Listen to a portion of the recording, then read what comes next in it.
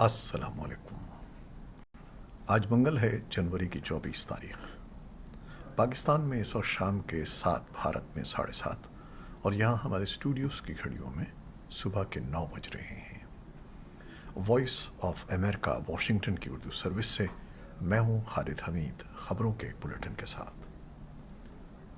پاکستان کے مرکزی بینک نے پیر کو ملک میں شرح سود میں مزید اضافہ کر دیا ہے اور اس کے بعد شرح سود 27 سال کی بلند ترین سطح پر پہنچ گئی ہے۔ تاہم مختلف تجزیہ کاروں کو شبہ ہے کہ شرح سود میں مزید اضافے سے ملک میں افراط زر یعنی مہنگائی کو کنٹرول کرنے میں کوئی خاص مدد نہیں مل پائے گی۔ اس وقت پاکستان کے ادارے شماریات کے مطابق ملک میں افراط زر کی شرح 25% ہے، تاہم بہت سے تجزیہ کاروں کا کہنا ہے کہ حقیقی معنوں میں یہ 30% سے بھی زیادہ ہے۔ دریں اثنا وفاقی کابینہ کا آج اجلاس ہو رہا ہے، جس میں نئی قسط کے لیے IMF کے مطالبات کو پورا کرنے کے لیے حکومت کی جانب سے کیے گئے اقدامات پر غور کیا جا رہا ہے۔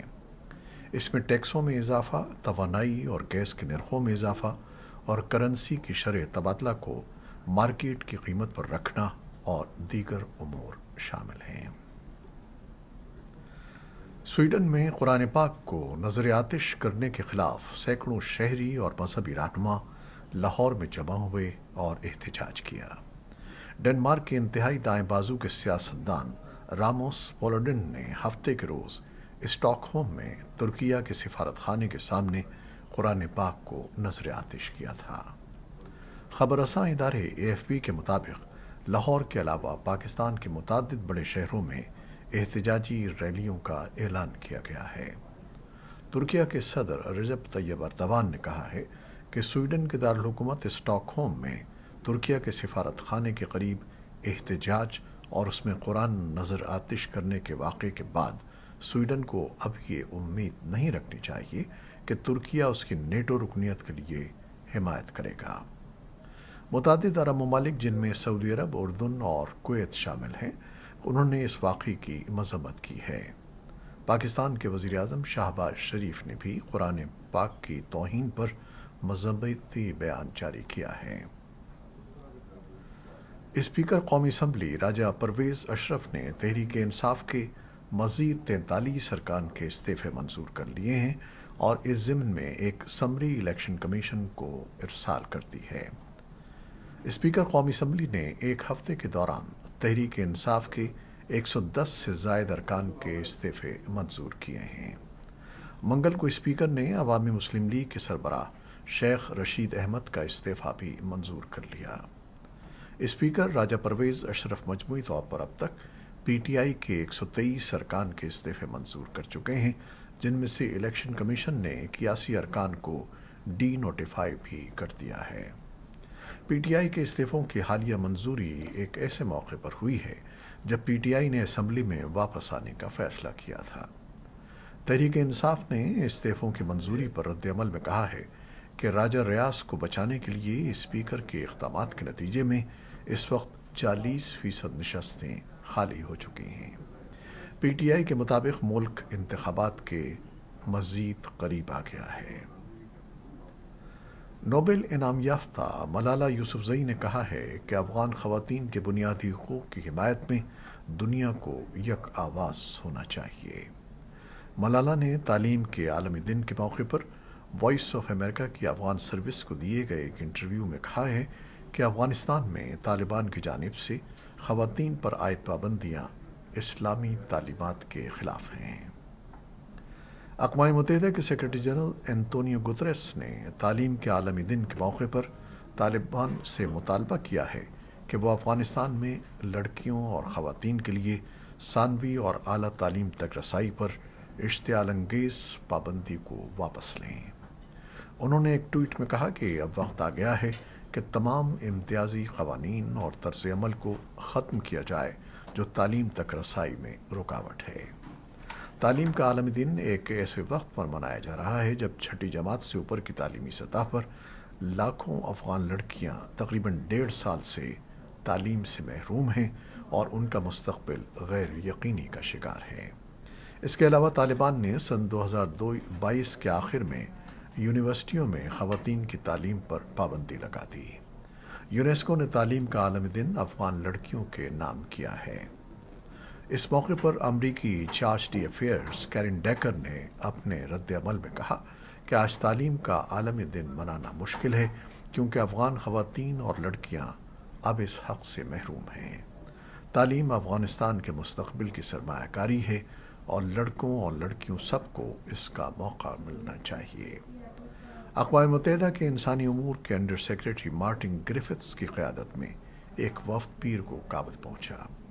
اس سے پہلے امینہ محمد کی قیادت میں اقوام متحدہ کے اعلیٰ سطحی وفد نے بھی افغانستان کا دورہ کیا تھا۔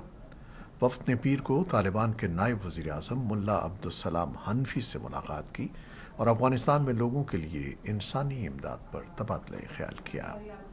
مارٹن گرفٹس نے حنفی کو بتایا کہ اقوام متحدہ نے 28 ملین افغانوں کے لیے 4.6 بلین ڈالر کی امداد کا مطالبہ کیا ہے۔ امریکہ تھائی حکومت کے ساتھ میانمار کے ان پناہ گزینوں کے بارے میں بات چیت کر رہا ہے جو تھائی لینڈ میں پھنسے ہوئے ہیں۔ تھائی لینڈ امریکہ کا قریبی اتحادی ہے۔ امریکی محکمہ خارجہ کے کونسلر ڈیرک شولے نے وائس آف امریکہ کے ساتھ ایک انٹرویو میں کہا کہ کئی سالوں سے تھائی لینڈ مہاجرین کے مسائل پر ہمارا قریبی ساتھی رہا ہے اور ان مسائل کے بارے میں ہم ان کے ساتھ مسلسل بات چیت کر رہے ہیں۔ متعدد غیر سرکاری تنظیموں کے مطابق تقریباً 500 پناہ گزینوں کی منظوری دی گئی ہے اور وہ امریکہ میں دوبارہ آباد ہونے کے منتظر ہیں، لیکن وہ تھائی میانمار کے سرحدی علاقے میں واقع قصبے مائسوت میں پھنس گئے ہیں۔ ہیومن رائٹس واچ کے ایشیا ڈویژن کے ڈپٹی ڈائریکٹر فل رابرٹسن نے وائس آف امریکہ کو ایک ای میل میں بتایا کہ تھائی لینڈ نے متعدد برمی میانمار پناہ گزینوں کی روانگی میں طویل عرصے سے رکاوٹ ڈالی ہوئی ہے۔ انہوں نے مزید کہا کہ اب وقت آ گیا ہے کہ اس رکاوٹ کو ختم کیا جائے۔ امریکہ کی ریاست کیلیفورنیا کے شہر سان فرانسسکو میں فائرنگ کے 2 مختلف واقعات میں 7 افراد ہلاک ہو گئے ہیں۔ خبر رساں ادارے ایسوسی ایٹڈ پریس کے مطابق فائرنگ کے واقعات پیر کو سان فرانسسکو کے جنوبی ساحلی علاقے میں مشروم فارم اور ٹرکنگ فرم میں پیش آئے۔ سان میتیو کاؤنٹی بورڈ آف سپروائزر کے صدر ڈیوپائن کے مطابق ہاف مون بے شہر کے مضافات میں 4 افراد فارم پر جبکہ 3 ٹرکنگ کے کاروبار کے مقام پر ہلاک ہوئے۔ انہوں نے فائرنگ کے حالیہ واقعات کو دلخراش قرار دیا۔ فوری طور پر یہ واضح نہیں ہو سکا ہے کہ فائرنگ کے دونوں واقعات کا آپس میں کیا تعلق ہے۔ حکام نے بتایا کہ ہاف مون بے کے علاقے میں فائرنگ کرنے والے ایک مشتبہ شخص کو بھی حراست میں لے لیا گیا ہے۔ اس سے قبل ہفتے کو جنوبی کیلیفورنیا کے بال روم ڈانس ہال میں فائرنگ کے ایک واقعے میں 11 افراد ہلاک ہو گئے تھے۔ یوکرین میں متعدد اعلیٰ عہدیداروں نے استعفے دے دیے ہیں اور ان میں صدارتی دفتر کے نائب سربراہ کا استعفیٰ بھی شامل ہے۔ صدر ولادیمیر زیلنسکی نے کہا کہ ان کی حکومت میں کچھ اہلکاروں کی تبدیلیاں ہوں گی۔ کیریلو تیموشینکو نے ٹیلی گرام پر اپنی ایک پوسٹ میں استعفے کی کوئی وجہ نہیں بتائی۔ نیٹو کے سیکرٹری جنرل یانس اسٹالٹنبرگ آج منگل کو برلن میں جرمن وزیر دفاع بورس پسٹوریس سے ملاقات کر رہے ہیں کیونکہ جرمنی کو یوکرینی افواج کی مدد کے لیے لیپرڈ 2 ٹینکوں کی منظوری کے لیے مسلسل دباؤ کا سامنا ہے۔ جرمن چانسلر اولف شالز کے ترجمان نے پیر کو بتایا کہ جرمنی ٹینکوں کی منتقلی کو مسترد نہیں کرتا، لیکن اس بارے میں کوئی فیصلہ نہیں کیا گیا ہے۔ پولینڈ کے وزیر اعظم نے پیر کو کہا کہ ان کا ملک ایسے ممالک کا اتحاد بنا رہا ہے جو جرمن ساختہ ٹینکوں کو یوکرین بھیجنے کے لیے تیار ہے، چاہے جرمنی باضابطہ اجازت نہ دے۔ یورپی یونین کے وزرائے خارجہ نے ایران کے خلاف پابندیوں کے چوتھے دور کا اعلان کیا ہے اور روس کے خلاف پابندیوں کے ممکنہ 10ویں پیکج پر تبادلہ خیال کیا ہے۔ وزراء نے یوکرین کے لیے $540 ملین کے نئے فوجی اخراجات پر اتفاق کیا ہے۔ پیرس سے لیزا برائنڈ کی رپورٹ کے مطابق یوکرین کے لیے نئی فوجی فنڈنگ سے اب یورپی یونین اور رکن ریاستوں کے فوجی اخراجات तकरीबन $12 बिलियन तक पहुंच चुके हैं।